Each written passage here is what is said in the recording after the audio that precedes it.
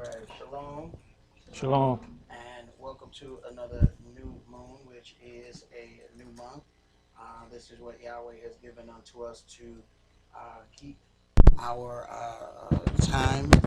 This is also what we use to calculate our holy days so that our days are kept in the season in which Yahweh gave those things unto the children of Israel. That way, our days will stay in the seasons that they were appointed, and everything then starts with Abib, which is spring. That is, of course, our new year. But we're going to go over just a few things tonight. We're not going to hold you too long. We're going to begin tonight in First Peter chapter 4.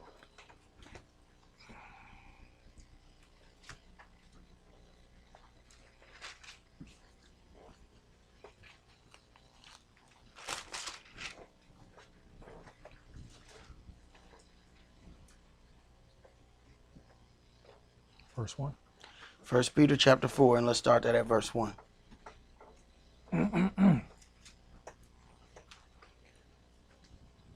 For as much then as the Mashiach has suffered for us in the flesh, arm yourselves likewise with the same mind. For he that has suffered in the flesh has ceased from sin, that he no longer should live the rest of his time in the flesh to the lust of men, but to the will of Elohim. For the time past of our life may suffice us to have wrought the will of the Gentiles, when we walked in lasciviousness, lust, excess of wine, revelings, banquetings, and abominable idolatries. And one of the things you have to notice here is excess of wine. Not that wine was a problem. Excess of wine is a problem because of the things that are going to come after that. So this then puts a weight on every man to know what his own limit is. You can't put your limit on somebody else. If you can't drink but 2 drinks and then you passed out, then that's your business. Then you stay at 1.5. But if this person right here can drink 4 drinks and not be falling all over the place, then that's their drink limit, what they drink. That's something that you have to figure out for yourself. Go ahead. Verse 4. Wherein they think it strange that you run not with them to the same excess of riot, speaking evil of you. Right. When people go out and do all kind of foul stuff, they have a problem when you don't do the same thing. And it's funny because we will put all our time and energy into things that have absolutely no spiritual weight. And then the things that will actually have spiritual weight, we won't do those things. And what it shows is that we will go all out for Lucifer and do absolutely nothing for Yahweh. Go ahead. Who shall give account to him that is ready to judge the quick and the dead. For this cause was the gospel preached also to them that are dead, that they might be judged according to men in the flesh, but live according to Elohim in the spirit. Right. The spiritual dead are outside those doors. We preach to the spiritual dead. They don't know they're dead. They still walking, they still living, they still breathing. But they are alienated from the Elohim of Israel and have no idea about it and are happy about it. But then again, at some time, so are we. Go ahead. But the end of all things is at hand. Be you therefore sober and watch unto prayer. And above all things have fervent love among yourselves, for love shall cover the multitude of sins. And if we deal with love, not according to this huggy-feely thing that we like to deal with. If you deal with love, which is dealing with one another within inside of the laws, statutes, and judgments, those are the things which shall cover the multitude of sins. As we start to walk in those things, we're all going to fall and come short of perfection. But if we have this undying love for one another, then we get to help one another when we fall. Love shall cover this multitude of sins. Go ahead. Verse 9. Use hospitality one to another without grudging. As every man has received the gift, even so minister the same one to another, as good stewards of the manifold grace of Elohim. If any man speak, let him speak as the oracles of Elohim. If any man minister, let him do it as of the ability which Elohim gives. Verse 11, if any man speak, let him speak as the oracles of Elohim. So if the word does not say it, and then we turn around and put those things out, we now find ourselves in a problem. Because the oracles of Elohim don't agree with the words that proceeded out of our mouth, no matter how nice they sound when we let them come out of our lips. It's evil speaking and corrupt communication. And Yahweh not going to agree with it. Go ahead. That Elohim in all things may be glorified through Yahshua HaMashiach, to whom be praise and dominion forever and ever. Amen. Beloved, think it not strange concerning the fiery trial which is to try you, as though some strange thing happened unto you. Right. The fiery trial is meant to burn off the impurities that we all have. But what a lot of us do, as soon as we enter into a fiery trial, we start running. And I don't think you know when you don't really know anything, that's how the people deal with things in a movie. When you look at a movie and somebody catch on fire, it's the drama part of it is they just take off running because it looked good in the movie when like there's a fireball just running down the street. But if you got common sense, when you catch on fire, hey dude, what they teach you in school? Stop, drop, and roll. Why are you taking off running? You adding more fuel to the fire and you burning hotter. But that's exactly what we do. Take off running and put more air to the fire.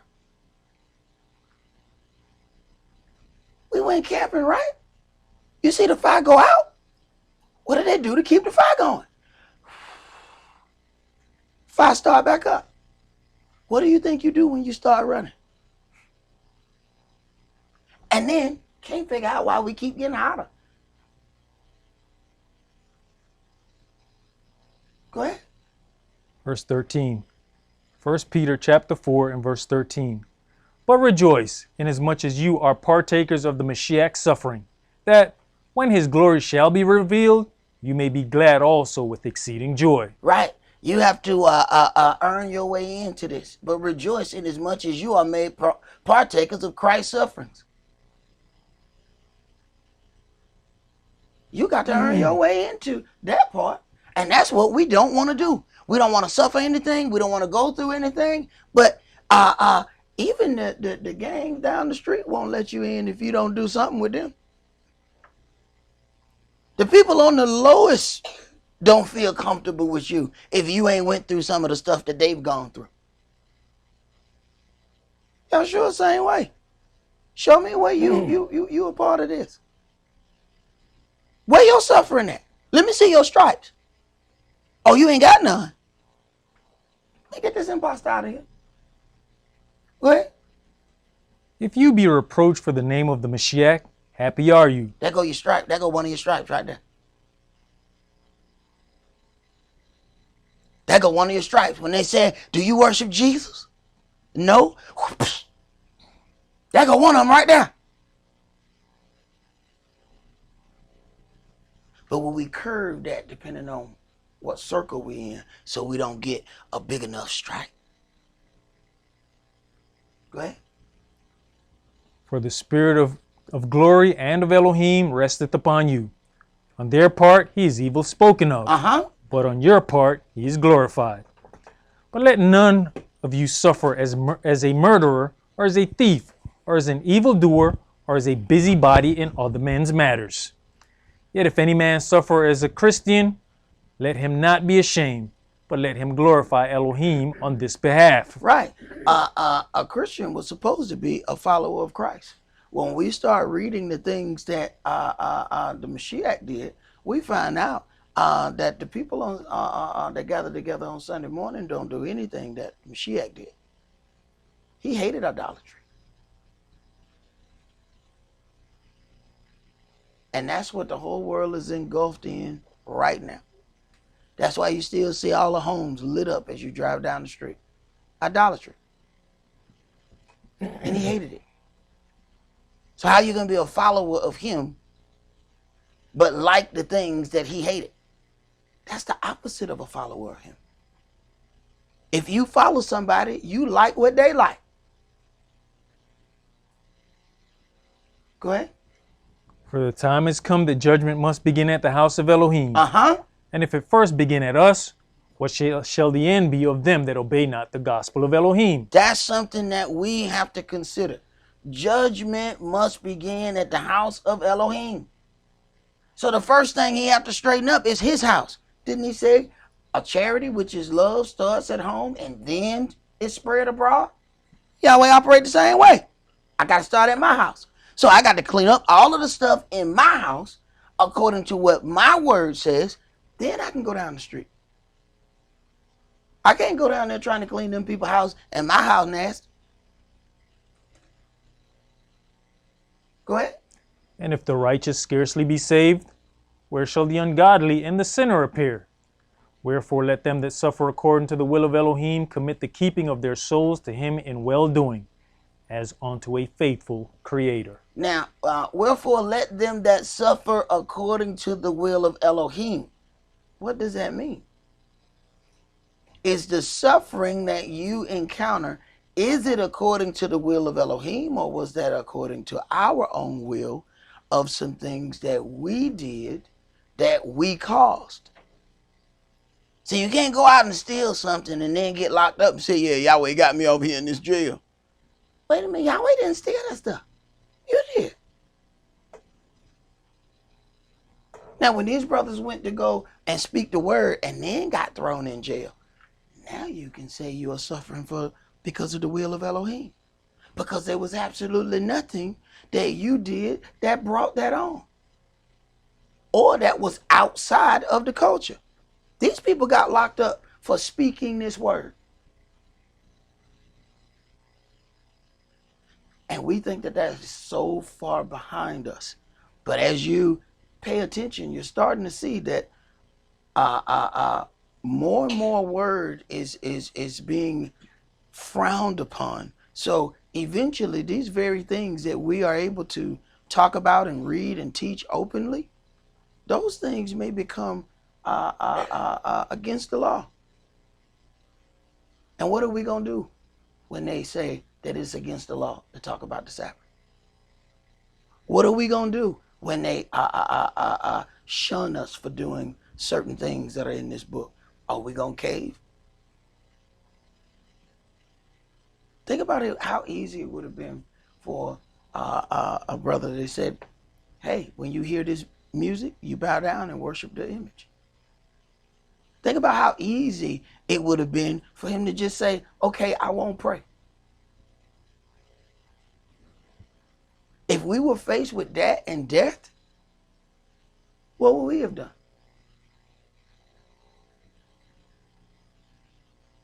Let's go to Ezekiel chapter 9.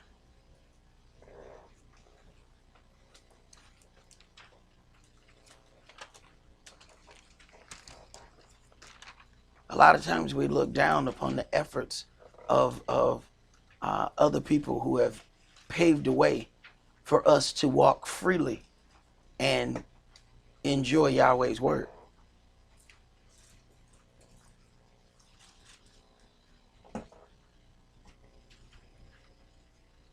And we really need to be thankful that we were born in this time and do the things that that is called upon us right now.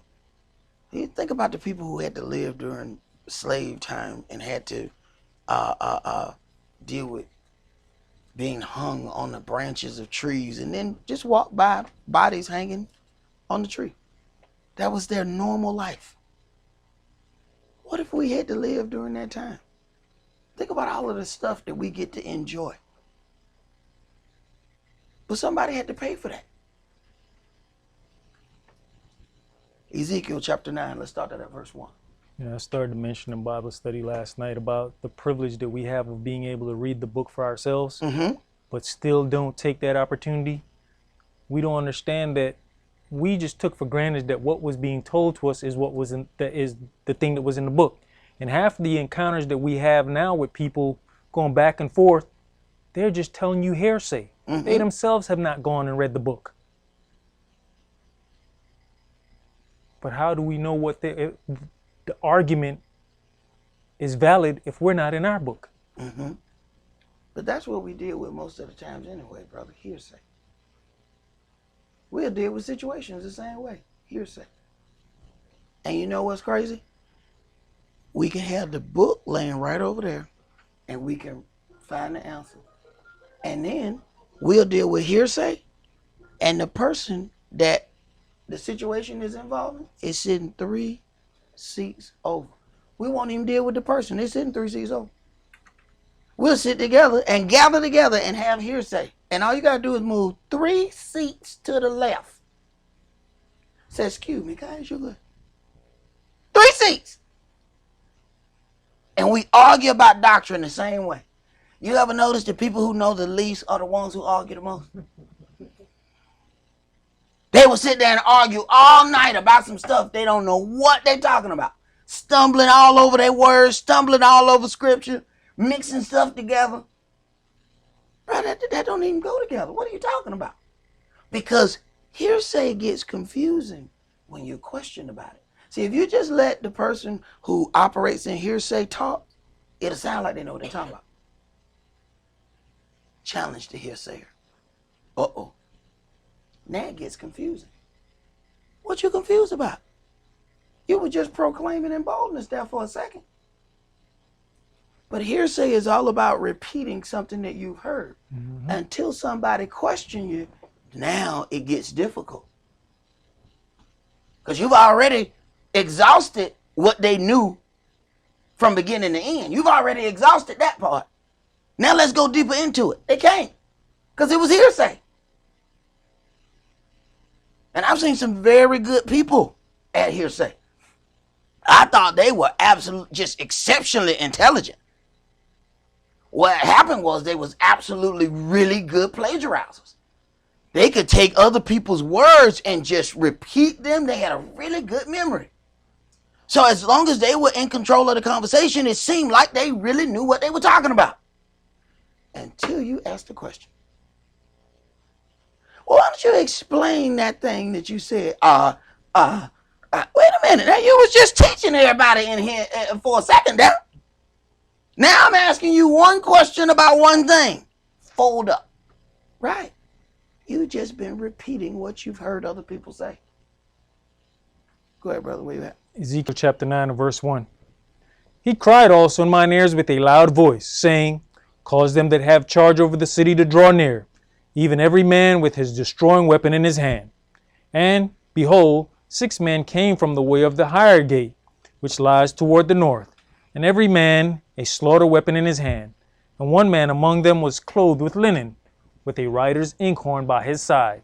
And they went in and stood beside the brazen altar. And the glory of the Elohim of Israel was gone up from the cherub, whereupon he was, to the threshold of the house. And he called to the man clothed with linen, which had the writer's inkhorn by his side. And Yahweh said unto him, go through the midst of the city, through the midst of Jerusalem, and set a mark upon the foreheads of the men that sigh and that cry for all the abominations that be done in the midst thereof. And to the others he said in mine hearing, go you after him through the city and smite. Let not your eye spare, neither have you pity. Right. Let's separate between the righteous and the wicked. It says, go ahead and mark the man that sigh and cry for the things that are done.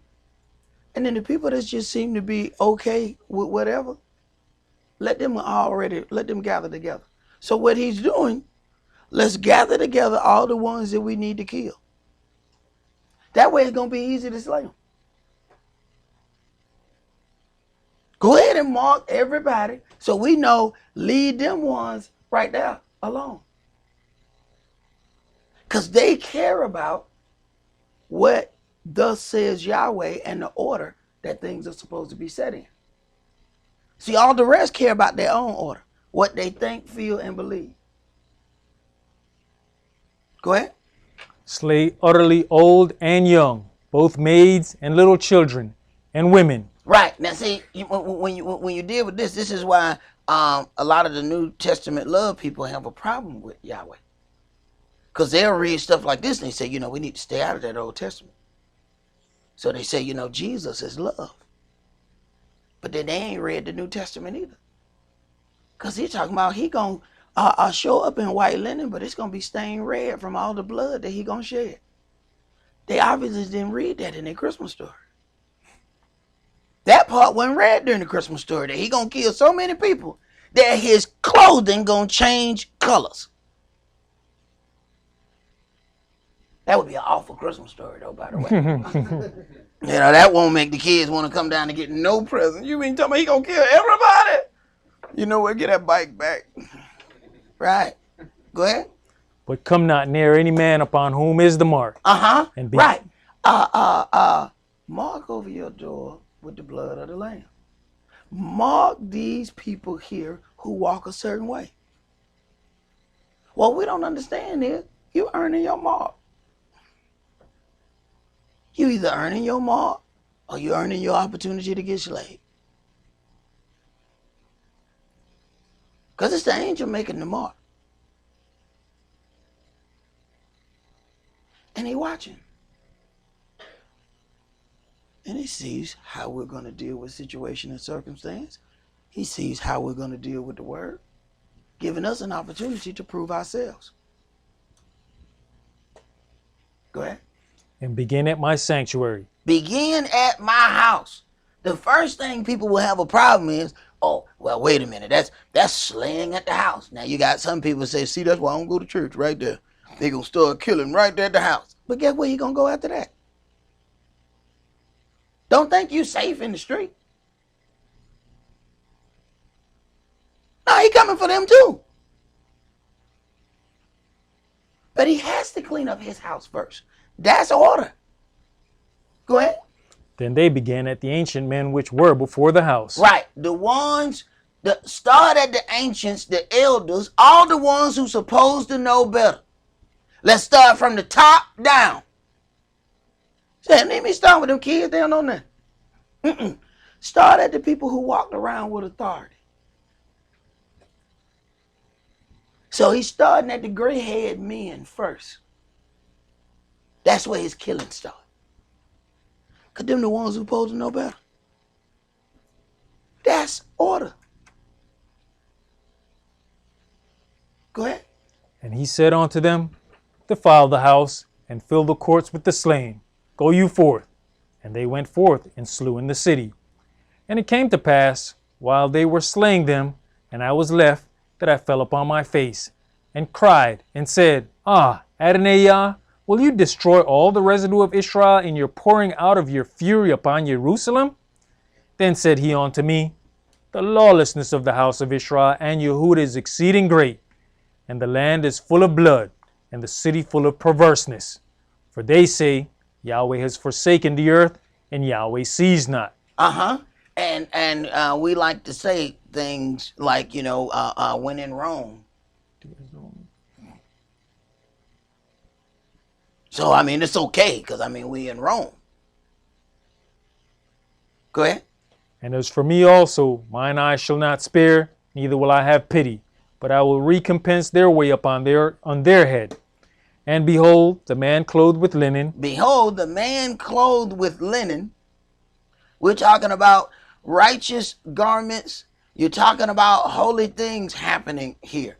And behold, the man clothed with linen. Go ahead. Which had the inkhorn by his side, reported the matter, saying, I have done as you have commanded me. Now, you know what?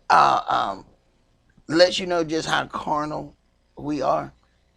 If a man walked in that door and he had a holster with a gun on it, we would fear. If a man walked in with white linen on, with a pen and a holster by his side, we wouldn't even think nothing of it. But that writer's inkhorn is writing down everything you say and do, whether it be right or wrong. All them things that we say in secret that we thought didn't nobody hear, all them select, the decept lies that we tell. Like, it wasn't no lie per se, but I said some stuff to make some people believe some stuff that really wasn't the stuff. Oh, you're right now, all that. And that's staying there. Those are things that's going to be read out at our judgment. We would be more afraid of the dude with the gun than the man with the writer's inkhorn. That writer's inkhorn stuff is going to be there forever. You're going to have to stand there and answer for that. That ink that he got ain't never going to go away. And ain't no white out for it. You can't undo it. The only way to undo it is for Yahshua to override it. It says, judge yourself, and you will be not judged. So, if we judge ourselves, those very things can be written about us. They can be read about us at our judgment. But if Yahshua intervenes and say, yes, they did that. Yes, she did that. Yes, he did that. But let me tell you, over here, they repented. And they changed those ways.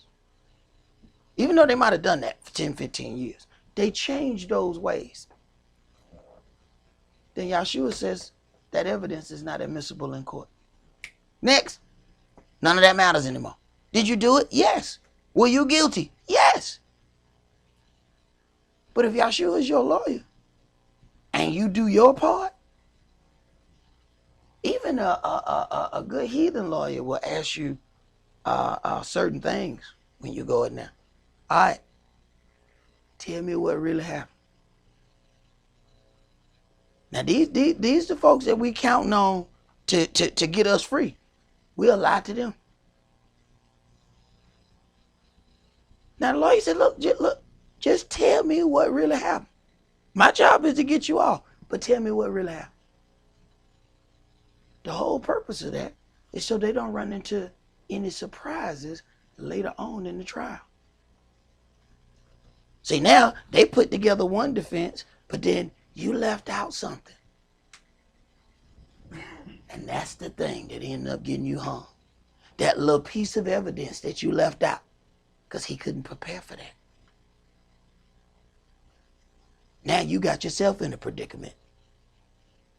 Because the one who you hired to protect you, you didn't tell him all the stuff. We'll do the same thing, go to the doctor. Say, do you smoke? Mm-mm. What is that? Why not just smoke? I mean, not all the time. I mean,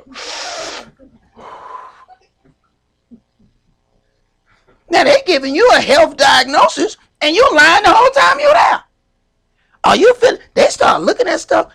What I'm looking at seems like you should have a pain in your left leg. Do you ever have a pain? Not me. I'm as healthy as an ox. And limp right up at the doctor's office. But in another 8 months, when that problem moves somewhere else, now we gotta go and talk to them people. You know, had you told us the truth 8 months ago, we probably could have fixed it. But now it done moved somewhere else. Go ahead, brother. You finished that? Yeah. Let's go to 2 Kings chapter 10.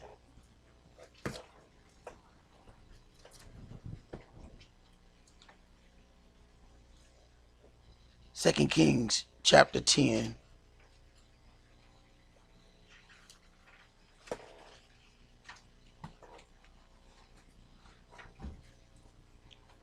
And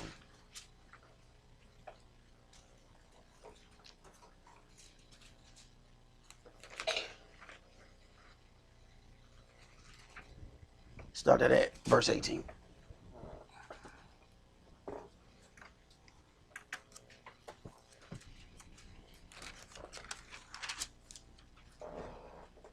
Second Kings 10 and verse 18.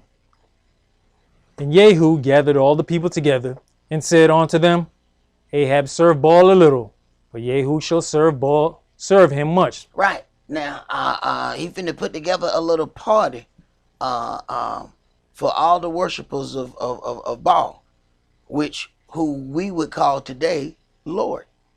Go ahead. Now therefore call unto me all the prophets of Baal, all his servants, and all his priests. Let none be wanting, for I have a great sacrifice to do to Baal. Whosoever shall be wanting, he shall not live. But Jehu did it subtly, to the intent that he might destroy the worshippers of Baal. Right. So you see how even in righteous judgment, Yahweh will let them all gather together. This way, instead of running all over the place trying to find one here and find one there, go ahead and let them all click up so you can take care of all of this at one time. Go ahead. And Jehu said, proclaim a solemn assembly for Baal. And they proclaimed it. And Jehu sent through all Israel, and all the worshippers of Baal came, so that there was not a man left that came not. And they came into the house of Baal. And the house of Baal was full from one end to another. And he said unto him that was over the vestry, bring forth vestments for all the worshippers of Baal. Mm-hmm. And he brought them forth vestments. Right. Each god that they worship has a certain color scheme, a certain clothing, a certain attire that matches the idolatry that they are performing. When Christmas time come around, don't you see certain food show up, certain clothing show up? It's clothes you don't even see until Christmas. It's food that don't show up until this time. You can't even find no eggnog in the store till you get close to this time. Eggnog everywhere. They have certain things that are connected with certain gods that they worship. So he said, just to make sure everything is right, make sure everybody put on they Baal clothes. See, this is what I call ball till you fall, right here.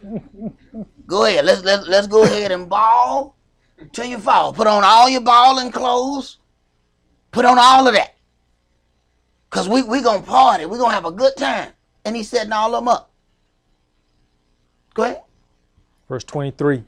And Jehu went, and Jehonadab, the son of Rechab, into the house of Baal, and said unto the worshippers of Baal, search, and look that there be here with you none of the servants of Yahweh, but the worshippers of Baal only. Now, check this out. What if you was a servant of Yahweh trying to be nosy? Because y'all know we nosy. We want to know everything.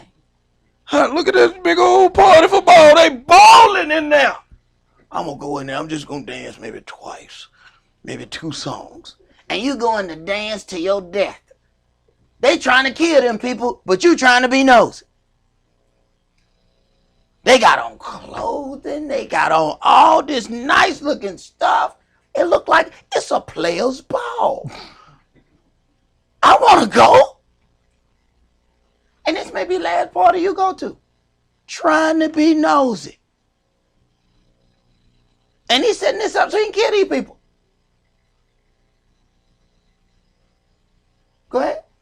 And when they went in to offer sacrifices and burnt offerings, Jehu appointed 80 men without, and said, if any of the men whom I have brought into your hands escape, he that lets him go, his life shall be for the life of him. That's how you get a perfect effort out of Israel. Everyone that get away, that's how many of y'all I'm killing. Ain't nobody getting away. Ain't nobody getting away. See, we'll have to do a job in a minute, except when our life depends on it. Oh, we're going to do that job. Go ahead. And it came to pass, as soon as he had made an end of offering the burnt offering, that Jehu said to the guard and to the captains, go in and slay them, let none come forth.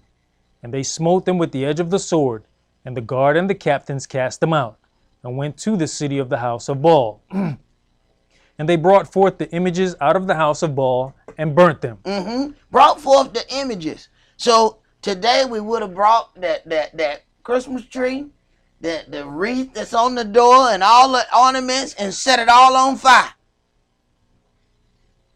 Go ahead. And they break down the image of Baal, and break down the house of Baal, and made it a draught house unto this day. Right. They go in there to use the bathroom. Go ahead. Thus Jehu destroyed Baal out of Israel.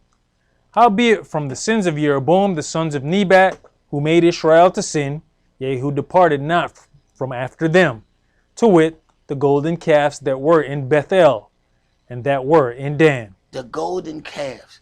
Understand how long we still have this Egyptian problem. We still carry on these same problems. Go ahead. And Yahweh said unto Jehu, because you have done this, because you have done well in executing that which is right in mine eyes, and have done unto the house of Ahab according to all that was in mine heart, your children of the fourth generation shall sit on the throne of Israel. But Jehu took no heed to walk in the law of Yahweh Elohim of Israel with all his heart. With all his heart. That was one of the things that we were talking about last night as well. Walking in the law of Yahweh, our Elohim, with all of our heart. Go ahead. For he departed not from the sins of Jeroboam, which made Israel to sin. In those days Yahweh began to cut Israel short, and Hazael smote them in all the coast of Israel. From Jordan eastward, all the land of Gilead, the Gadites, and the Reubenites, and the Manassites, from Aror, which is by the river Arnon, even Gilead and Bashan. So we have a certain amount of power. We execute righteousness. Some wonderful things begin to happen, and then we fall right back to where we were before. So it is an endless cycle. Go ahead. Now the rest of the acts of Jehu, and all that he did, and all his might, are they not written in the book of the Chronicles of the kings of Israel? And Jehu slept with his fathers, and they buried him in Samaria. And Jehoahaz his son reigned in his stead. And the time that Jehu reigned over Israel in Samaria was 28 years. And you're going to find as we go through all of these things about the kings that we knew what the problems were. We knew what had to be set in order and what had to be repaired. And we would do those things, but then still get right back into the very thing that led us into captivity over and over. Let's go to Judges chapter 6.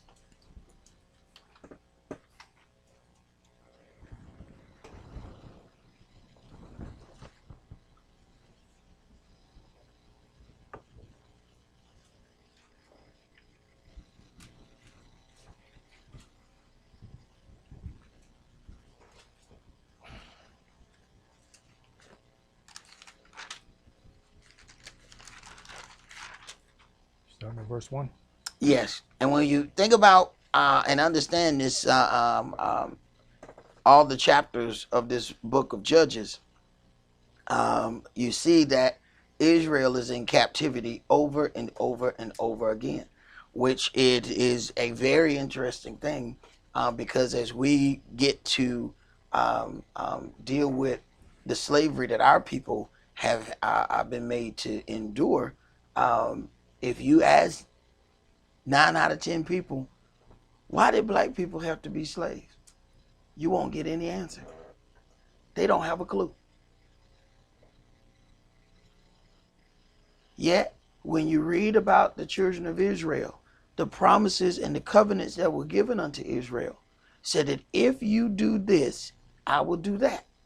But if you walk against my law, Yahweh says, I created you to be my servant. So either you're going to serve me or you're going to serve your enemies.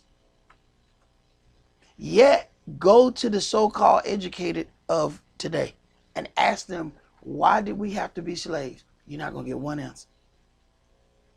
Because even if they know, the powers that be are not going to allow them to answer that question. So you assume that because they didn't say anything that they didn't know. I assumed when I first heard the name of Yahweh that the pastor in the church that I was in before must didn't know it because he didn't say it. Come to figure out they always knew it. They just wasn't telling us. Go ahead. You know, brother, because we as a people don't have an explanation for why such a mighty people ended up in slavery, we tend to want to just put it behind us. So every time something comes up with the past, that I think it was Brother Hananiah that sent out something recently about a school project, we're the first ones to want to cry foul about it. But it's our history. It's our past. And I say this and I continue to say it. You do not hear the Jewish people trying to forget the Holocaust. They're going to stick, they stick it in our face every year. Why do we want anyone to forget what was done to us? They're trying to make the Germans feel ashamed for what was done. We need to put it out there and let our oppressors be ashamed for what was done to us. Brother, you can end up in a Holocaust conversation at any given point. You can be talking about Syria. Man, I love those Rice Krispies. Remind me of the Holocaust. How the hell is that? Because of crackling. You hear that snap crackle? What? Any opportunity that they get, they can go back to the Holocaust. Kids watching cartoons. Is that Teen Titans? Remind me of the Holocaust. What? Every opportunity they get, they gonna pull up whatever they went through. But somehow they make you feel guilty every time you say somebody, here they go playing that race card. What do you think anti-Semitism is? It's a race card. Anti-Semitism is the biggest race card that was ever invented because it is so-called racism, but only to one group of people. So in other words, you can hate everybody else. They really don't care. Just don't be anti them. Check that out. Go ahead. Judges chapter 6 and verse 1. And the children of Israel did evil in the sight of Yahweh, and Yahweh delivered them into the hand of Midian 7 years. Right. And if you understand Yahweh, if we won't serve him, we're going to have to serve somebody. You're going to serve somebody one way or another. So either serve Yahweh or you can go ahead and serve these other nations. You would have thought that we would have gotten that. The books of Judges in all these chapters, 430 years of the same stuff. Captivity, free. Captivity, free. Captivity, free. Captivity just kept going up, down, up, down. You would have thought at some point that we realized, okay, if we don't do what we're supposed to do, y'all understand that we're going to be ruled over harshly. And if people understood that, they would then push the rest of the people, do what you're supposed to do. But we have that selective amnesia, where we do right for a little bit and then go right back. Go ahead. And the hand of Midian prevailed against Israel. And because of the Midianites, the children of Israel made them the dens which are in the mountains, and caves and strongholds. And so it was, when Israel had sown, that the Midianites came up, and the Amalekites and the children of the east, even they came up against them.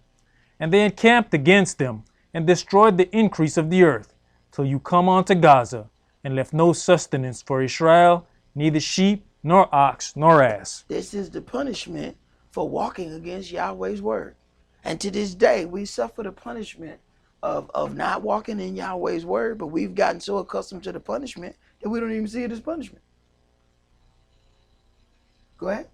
For they came up with their cattle and their tents, and they came as grasshoppers for multitude, for both they and their camels were without number, and they entered into the land to destroy it.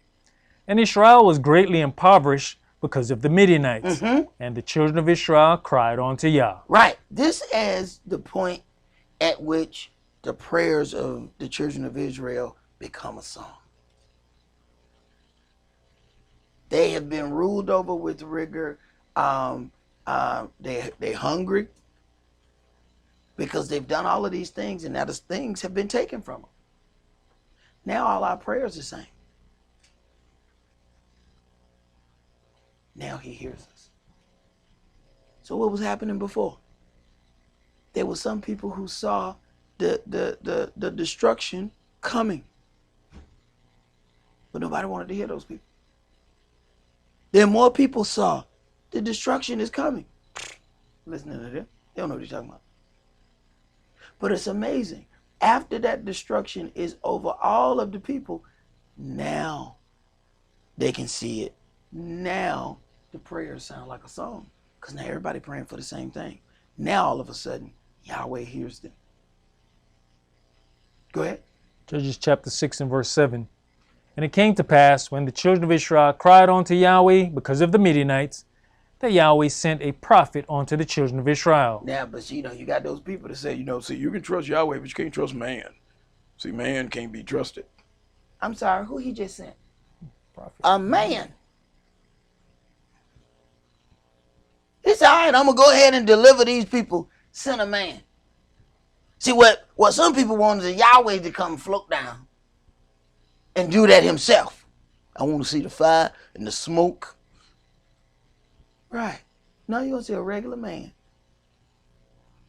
Yahweh made man. Why would he work outside of man? This is what I made.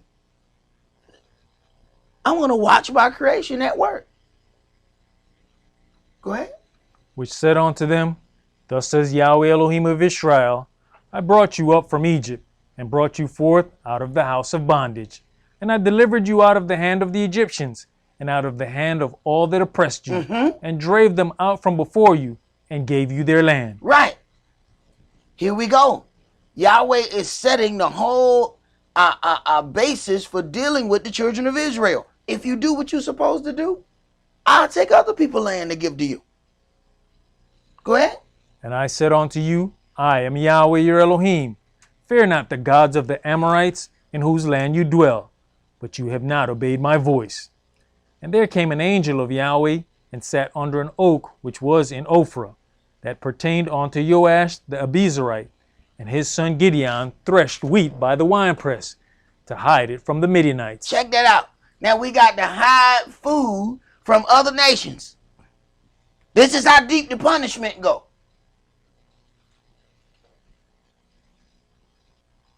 That you got to go get the food from the land and then act like you ain't got none. Go ahead. And the angel of Yahweh appeared unto him, and said unto him, Yahweh is with you, you mighty one of valor. And Gideon said unto him, O my Adonai, if Yahweh be with us, why then is all this befallen us? And wouldn't that be our question? You over there hiding food, and here comes somebody talking about Yahweh is with you. Where at? I'm over here hiding wheat, brother. Where at? If he was here, I wouldn't be hiding wheat. So you automatically question this brother here. Telling me Yahweh with me. I'm sneaking at night. Trying to hide food.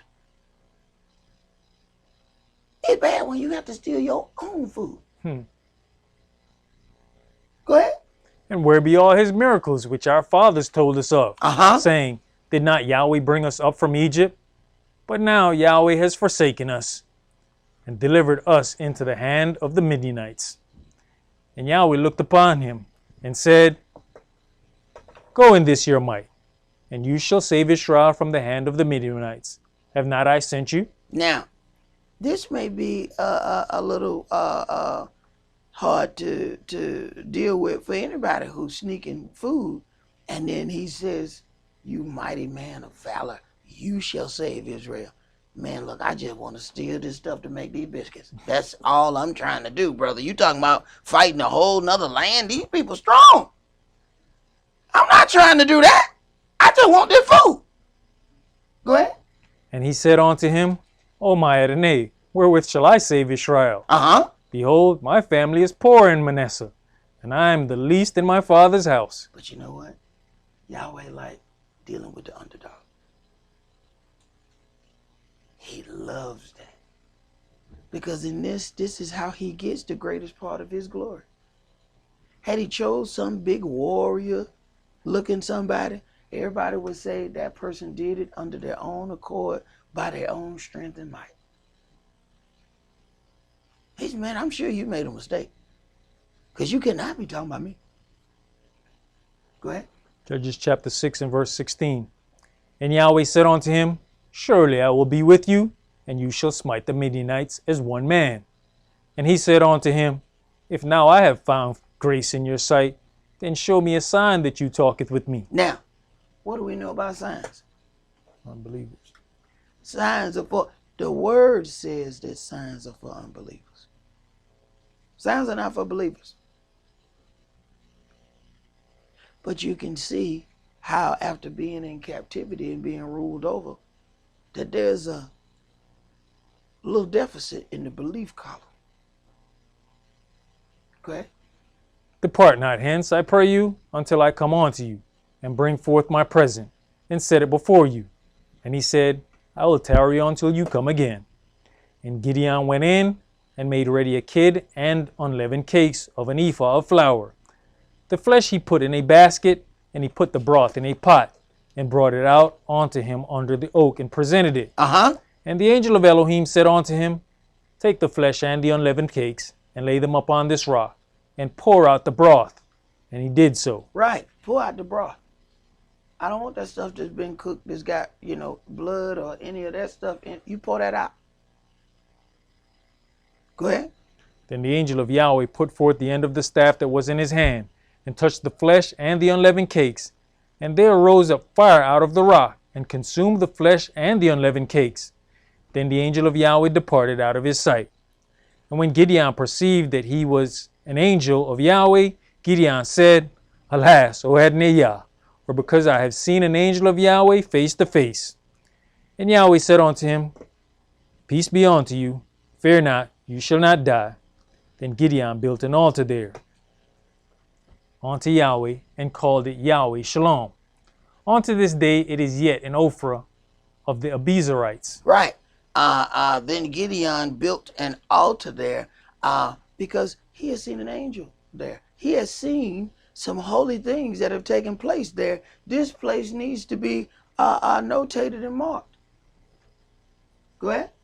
And it came to pass the same night that Yahweh said unto him, Take your father's young bullock, even the second bullock of 7 years old, and throw down the altar of Baal that your father has, and cut down the grove that is by it. And build an altar unto Yahweh your Elohim upon the top of this rock, in the ordered place. And take the second bullock, and offer a burnt sacrifice with the wood of the grove which you shall cut down. Now, you got to understand, this is like committing suicide right here. There are some times that when Yahweh gets ready to set forth his culture, it might be some of the most dangerous stuff you have ever done in your life. He is asked to go and knock down the altar of Baal and set up something else. I need you to think about just how dangerous that can be. Imagine if Yahweh said, I want you to go to some place over there of Muhammad. Well, I need you to go over there. Who? You know what's going to happen when you go over there and knock some of that down, right? Do you understand what kind of war is about to happen? We want to serve Yahweh as long as everything go our way. Do you understand how frightening this is? We think we got a difficult job when we taking care of tapes in the media department. Man, I got to clean these walls. The walls dirty. Wait till he asks you to go destroy something.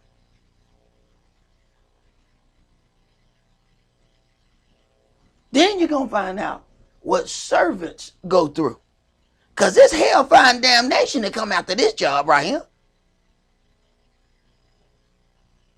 You don't get to do a few things, slap a few labels on, and go home and kick your feet up.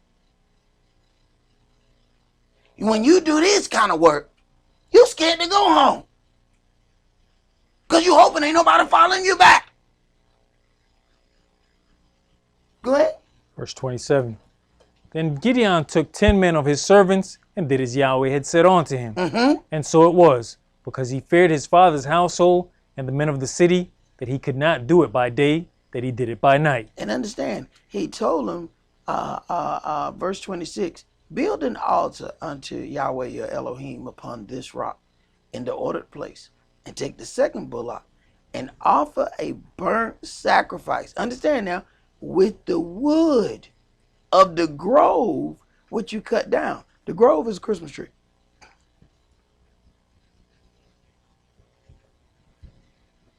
It's an evergreen tree. So much, in fact, that Yahweh said, don't have any groves near my altar. I made all trees, but I know what they do with those. Don't put them near my altar. So not only do I want you to do a sacrifice, I want you to set the fire with the wood from the little Christmas tree that they worship. Oh, Yahweh is poetic with his punishment. Go ahead. When the men of the city arose early in the morning, behold, the altar of Baal was cut down, and the grove was cut down that was by it, and the second bullock was offered upon the altar that was built. And they said one to another, who has done this thing? And when they inquired and asked, they said, Gideon the son of Joash has done this thing. Then the men of the city said unto Joash, bring out your son, that he may die, because he has cast down the altar of Baal, and because he has cut down the grove that was by it. So this work that Yahweh has asked him to do has now put his life in jeopardy. Can we be those kind of servants? Because I'm going to be honest with you. When we get ready to head out of this place, we really not going to need a cameraman.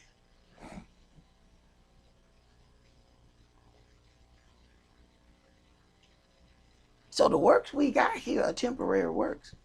You got to find another work when we come up out of here. He don't need nobody to do documentaries once we get ready to get up out of here. You better make whatever you going to make now. So it's going to be too late to try to join the documentary team. Yeah, well, I like to make documentaries. Ain't no electricity, fool. What you finna do then? Who gonna watch it? No, you done slip and let that job get by. Go ahead. And Joash said unto all that stood against him, will you plead for Baal? Will you save him? He that will plead for him, let him be put to death whilst it is yet morning. If he be a god, let him plead for himself, because one has cast down his altar. Therefore, on that day he called him Jerubbaal, saying, let Baal plead against him, because he has thrown down his altar. Right. Now, Baal is a hated god amongst true worshipers of Israel. And he has now had the nickname of Jerubbaal. That has got to be a bad thing right there, that this gonna stick with him. That he's actually known by this name. Go ahead. Then all the Midianites and the Amalekites and the children of the east were gathered together, and went over and pitched in the valley of Jezreel. But the Spirit of Yahweh came upon Gideon, and he blew a trumpet, and Abiezer was gathered after him. And he sent messengers throughout all Manasseh, who also was gathered after him. And he sent messengers unto Asher, and unto Zebulun, and unto Naphtali, and they came up to meet them. Right. All the names of the tribes that nobody ever want to talk about. All we want to talk about is Judah. Let us tell it, we all Jews. There ain't no other tribes.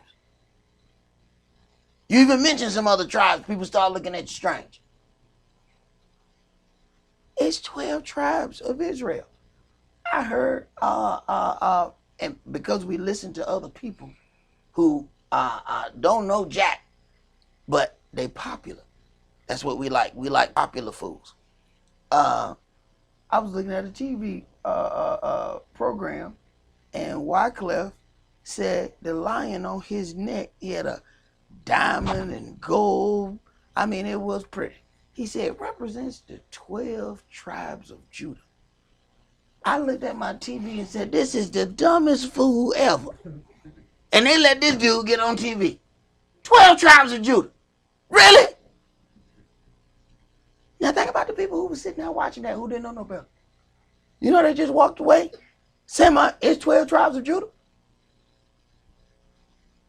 Because they say, hey, man, this man make awesome songs. He done won Grammys.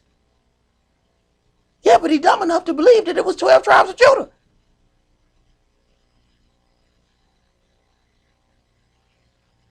Go ahead, brother. And Gideon said unto Elohim, if you will save Israel by mine hand, as you have said, behold, I will put a fleece of wool in the floor. And if the dew be on the fleece only, and it be dry upon all the earth beside, then shall I know that you will save Israel by mine hand, as you have said. And it was so, for he rose up early on the morning, and thrust the fleece together, and wringed the dew out of the fleece, a bowl full of water. And Gideon said unto Elohim, let not your anger be hot against me, and I'll speak but this once. Let me prove, I pray you, but this once with the fleece. Let it now be dry only upon the fleece, and upon all the ground let there be dew. And Elohim did so that night, for it was dry upon the fleece only, and there was dew on all the ground. And there was a reason why he apologized before he did it, because he knew even asking that again. He already asked one time. Show me a miracle. Now show me a miracle for my miracle. He realized the devil really could have got him into some serious issue. But nonetheless, it didn't. And this work was done. But what we have to get out of that is these very things that we don't see as problematic. This idol worship, these things were, have, and will continue to get the children of Israel killed. He says, I've given the nations up to worship the host of heaven. It was given unto them. But that seems unfair to us, that other people can go and worship the host of heaven and absolutely nothing happens to them. We do it. We get thrown into jail. We get strode all across the creation as slaves because we accepted the covenant of Yahweh Elohim. And by worshiping these false gods, we are going against those things. That's all that we're going to do for tonight. Enjoy your new moon. Shalom. Shalom.